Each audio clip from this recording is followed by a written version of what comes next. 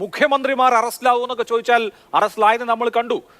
ഹേമന്ത് സോറൻ അറസ്റ്റിലായത് കണ്ടു. അരവിന്ദ് കെജ്രിവാൾ, ഈ രാജ്യത്തെ തന്നെ ഏറ്റവും പോപ്പുലറായ ചീഫ് മിനിസ്റ്റർമാരിൽ ഒരാൾ, മുഖ്യമന്ത്രിയായി തന്നെ ജയിലിൽ കിടക്കുന്നത് കണ്ടു. പിന്നീടാണ് അദ്ദേഹം സ്ഥാനത്ത് നിന്ന് മാറിയതൊക്കെ. മുഖ്യമന്ത്രിമാരെ തന്നെ ജയിൽ ചെയ്ത, ഏജൻസികളെ ഉപയോഗിച്ച് ട്രാപ്പ് ചെയ്ത സ്ഥിതിവിശേഷം ഉണ്ട്. ഒരാൾ വിചാരണ നടന്ന് കുറ്റക്കാരനാണ് എന്ന് ബോധ്യം വരുന്നത് വരെ അയാൾ നിരപരാധിയാണ് എന്നുള്ളതാണ് സങ്കല്പം. അപ്പോൾ രാഷ്ട്രീയ എതിരാളികളെ ഏജൻസികളെ ഉപയോഗിച്ച് അറസ്റ്റ് ചെയ്യാനൊക്കെ പറ്റും. അങ്ങനെ അവരെ അറസ്റ്റ് ചെയ്ത് ജയിലിലിട്ട് അവരുടെ സ്ഥാനം കൂടി എടുത്തു മാറ്റുക എന്ന് പറയുന്നത് നമ്മുടെ നിയമവ്യവസ്ഥയുടെയും സാമാന്യ നിയമതത്വങ്ങളുടെയും ലംഘനമാണ് എന്നുള്ളതാണ് പ്രതിപക്ഷം പറയുന്നത്. സ്വാഭാവികമല്ലേ? അത് പ്രതിപക്ഷം മാത്രമല്ല, ആരും അങ്ങനെ ചിന്തിക്കില്ലേ? ഈ 130-ാം ഭേദഗതി കൊണ്ട് ഉദ്ദേശിക്കുന്നത് സദ്ഭരണവും രാഷ്ട്രീയ ശുദ്ധീകരണവും നമ്മുടെ രാഷ്ട്രീയത്തിൽ, ഇന്ത്യൻ പൊളിറ്റിക്സിൽ വരുത്തുക എന്നുള്ളതാണ് നരേന്ദ്രമോദി സർക്കാരിൻ്റെ ഈ ഭേദഗതി കൊണ്ട് ഗവൺമെൻറ് ഉന്നം വെക്കുന്നത്. എന്താണ് ഈ ഭേദഗതി? നമ്മളെല്ലാം ചർച്ച ചെയ്തുകൊണ്ടിരിക്കുന്ന വിഷയമാണ്. ഗുരുതരമായ ക്രിമിനൽ കേസിൽ പ്രതിയായി തുടർച്ചയായി 30 ദിവസം ജുഡീഷ്യൽ കസ്റ്റഡിയിലോ തടവിലോ കഴിയുന്ന ഒരു മന്ത്രിയെ, ഇൻക്ലൂഡിംഗ് പ്രൈം മിനിസ്റ്റർ, തലസ്ഥാനത്ത് നിന്ന് നീക്കം ചെയ്യുക. 31st ഡേയിൽ അദ്ദേഹം ആ സ്ഥാനത്ത് നിന്ന് ഓട്ടോമാറ്റിക്കായിട്ട് നീക്കം ചെയ്യപ്പെടും. ഇതാണ് ഇപ്പോൾ ഉള്ളത്.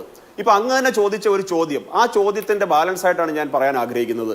ശ്രീ ഈ പറഞ്ഞ ഹേമന്ത് സോറൻ ആയാലും, ശ്രീ അരവിന്ദ് കെജ്രിവാൾ ആയാലും, അല്ലെന്നുണ്ടെങ്കിൽ സെന്തിൽ ബാലാജി ആയാലും, പിന്നെ ഈ സിസോദിയ ആയാലും, ഇവരെല്ലാം ജയിലിൽ പോയത് അഴിമതി ആരോപണങ്ങളെ തുടർന്നാണ്, കുംഭകോണത്തെ തുടർന്നാണ്. ലാലു പ്രസാദ് യാദവ് ജയിലിൽ പോയത് ഉപ്പ് സത്യാഗ്രഹത്തിന് പോയിട്ടല്ല, കാലിത്തീറ്റ കുംഭകോണത്തിലുണ്ട്. ഈ നാട്ടിലെ പാവപ്പെട്ട കർഷകന്റെ സമ്പത്ത് കട്ടുപിടിച്ചതിനാണ്. അങ്ങനെ അധികാരത്തിലിരിക്കുന്ന ആൾക്കാർ ഇത്തരത്തിലുള്ള അഴിമതികളിൽ പ്രതിയായിട്ട് ശ്രീ അരവിന്ദ് കെജ്രിവാൾ 154 ദിവസമാണ് ജയിലിൽ നിന്ന് ഭരണം നടത്തിയത്. ഒരാൾക്കും എതിര് പറയാൻ പറ്റുന്നില്ല. കാരണം അതൊരു വ്യക്തി കേന്ദ്രീകൃത രാഷ്ട്രീയ പാർട്ടിയാണ്. അരവിന്ദ് കെജ്രിവാൾ രാജിവെക്കണമെന്ന് പറയാൻ, അത്തരത്തിൽ പറയുവാനുള്ള ചങ്കൂറ്റമുള്ള ഒരു നേതാവ് പോലും ആം ആദ്മി പാർട്ടിയിലില്ല. പ്രതിപക്ഷ നേതാക്കളെ വിച്ഛേദം നടത്തുന്നു എന്നുള്ളതാണ് ആരോപണം. പ്രതിപക്ഷത്തെ നേതാക്കളെ ഉന്നം വെച്ച് അന്വേഷണ ഏജൻസികളെ ഉപയോഗിച്ച് വിച്ഛേദം നടത്തുന്നു എന്നുള്ളതാണ്. എൻഫോഴ്സ്മെന്റ് ഡയറക്ടറേറ്റിന്റെ കൺവിക്ഷൻ റേറ്റിന്റെ കാര്യം നേരത്തെ ആരും പറഞ്ഞു.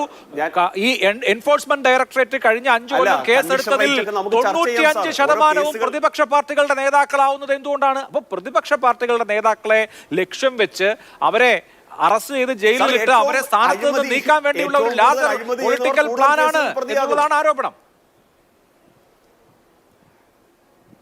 സാർ, അഭിലാഷ്, ഞാൻ ഒരു കാര്യം ചോദിച്ചോളട്ടെ. ഒരു വർഷം ഒരാൾ ജയിലിൽ കിടന്നുകൊണ്ട് ഭരിക്കുന്നതിനകത്ത് എന്ത് ധാർമ്മികതയാണുള്ള അഭിലാഷ്? നിങ്ങൾ പറഞ്ഞതുപോലെ ഒരു അന്വേഷണ ഏജൻസി ഒരു കേസ് എടുത്തു കഴിഞ്ഞാൽ അത് പരിശോധിച്ച് അതിന്റെ മെറിറ്റും ഡീമെറിറ്റും പരിശോധിക്കുന്നത് ഈ രാജ്യത്തെ ജുഡീഷ്യൽ സിസ്റ്റം അല്ലേ? ആ ജുഡീഷ്യൽ സിസ്റ്റം പരിശോധിച്ചതിന് ശേഷമല്ലേ അയാളെ ജുഡീഷ്യൽ കസ്റ്റഡിയിലേക്ക് വിടുന്നത്? അങ്ങനെ ജുഡീഷ്യൽ കസ്റ്റഡിയിൽ പോകുന്ന ഒരാള് ഒരു വർഷത്തിന് മേളിൽ അല്ലെങ്കിൽ മാസങ്ങളോളം ഒരു സംസ്ഥാനം, ഒരു പ്രധാനപ്പെട്ട പോസ്റ്റിൽ ഇരുന്നുകൊണ്ട് ഭരണം നടത്തുക എന്ന് പറയുന്നത് എന്ത് ധാർമ്മികത ഉള്ളതാണ്? അങ്ങനെ അധികാരത്തിൽ നിന്ന് ഈ പറഞ്ഞ രീതിയിൽ ജയിലിലേക്ക് അടയ്ക്കപ്പെടുന്ന ആൾ 30 ദിവസം ജുഡീഷ്യൽ കസ്റ്റഡിയിൽ പോയ അധികാരം നഷ്ടപ്പെടുന്നു. അയാൾ അവിടെ നിന്ന് തിരിച്ചിറങ്ങി വന്നു കഴിഞ്ഞാൽ അയാൾക്ക് റീഇൻസ്റ്റേറ്റ് ചെയ്യാമല്ലോ. പിന്നെ ഇവരെന്തിനാണ് ഭയക്കുന്നത്? ഇവർ ഭയക്കുന്നത് ലാലു പ്രസാദ് യാദവിനെയും പോലുള്ള, അല്ലെങ്കിൽ നേരത്തെ സൂചിപ്പിച്ച കേജ്രിവാളിനെ പോലെയുള്ള അഴിമതിക്കാരെ സംരക്ഷണം തീർക്കാൻ, അഴിമതിക്കാർക്ക് കുടപിടിച്ച് അധികാര രാഷ്ട്രീയം നേടിയെടുക്കാനായിട്ട് ഈ കോൺഗ്രസ് പാർട്ടി കാട്ടിക്കൂട്ടുന്ന ഈ പൊറോട്ട് നാടകം മാത്രമാണ് ഈ ബില്ലിനെതിരെ. അല്ലെങ്കിൽ ഇത് ചർച്ച ചെയ്യാൻ ഇവർ തയ്യാറാകണ്ടേ?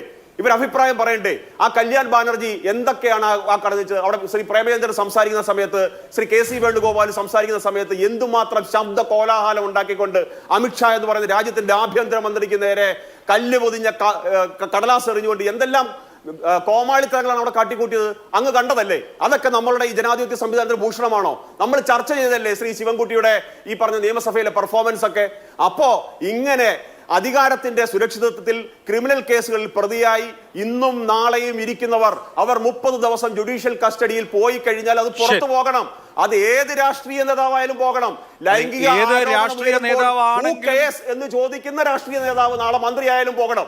ശരി, എന്തായാലും പക്ഷേ ഇപ്പോ BJP-ക്കാർ കേസിൽ പെടുന്ന സാഹചര്യം ഇപ്പോ എന്തായാലും ഇല്ലല്ലോ. നിങ്ങൾ കേന്ദ്ര ഏജൻസികളെ ഭരിക്കുന്ന കാലത്ത് ഞാൻ നേരത്തെ കേസിന്റെ റേഷ്യോ ഒക്കെ പറഞ്ഞല്ലോ. ഞാനൊരു മെറിറ്റിന് വേണ്ടിയിട്ട്, ഞാനൊരു വാദത്തിന് വേണ്ടിയിട്ട് ഒരു കാര്യം ഉന്നയിക്കാം. ഞാനൊരു വാദത്തിന് വേണ്ടിയിട്ട് ഒരു കാര്യം ഉന്നയിക്കാം.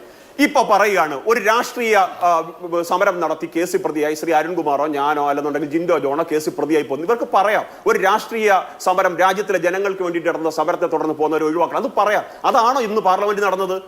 നിങ്ങൾ തന്നെ പറഞ്ഞില്ലേ, നിങ്ങളുടെ തന്നെ ഇൻട്രോയിൽ തന്നെ അങ്ങ് തന്നെ സൂചിപ്പിച്ചില്ലേ എന്തെല്ലാമാണ് അവിടെ പാർലമെന്റ് കൊണ്ടുവരുന്നത്. ലോകം ശ്രദ്ധിക്കുകയല്ലേ ഈ പാർലമെന്റ്. എന്താ ഈ ബില്ല് അർത്ഥമാക്കുന്നത്? നമ്മുടെ രാജ്യത്തെ ജനാധിപത്യത്തെ ശുദ്ധീകരിക്കപ്പെടണം. അഴിമതിക്കാരന്റെയും രാഷ്ട്രീയക്കാരന്റെയും കൈകളിലല്ല പോകേണ്ടത്. മുഹമ്മദ് അസം ഖാൻ നിങ്ങൾക്ക് അറിഞ്ഞുകൂടെ? ജയിലിൽ കിടന്നുകൊണ്ട് നോമിനേഷൻ കൊടുത്ത് മത്സരിച്ച് MP ആകുകയാണ്. പപ്പു യാദവ് നമ്മൾ കണ്ടതല്ലേ, ജയിലിൽ കിടന്നുകൊണ്ട് മത്സരിക്കുന്നു, MP ആകുന്നു. ഇതാണോ നമ്മുടെ രാഷ്ട്രീയത്തിന് വേണ്ടുന്നത്? ചെറുപ്പക്കാരെ പറ്റിയിട്ട് അദ്ദേഹം പറഞ്ഞല്ലോ, ചെറുപ്പക്കാർ രാഷ്ട്രീയത്തിലേക്ക് കടന്നു വരണ്ടേ?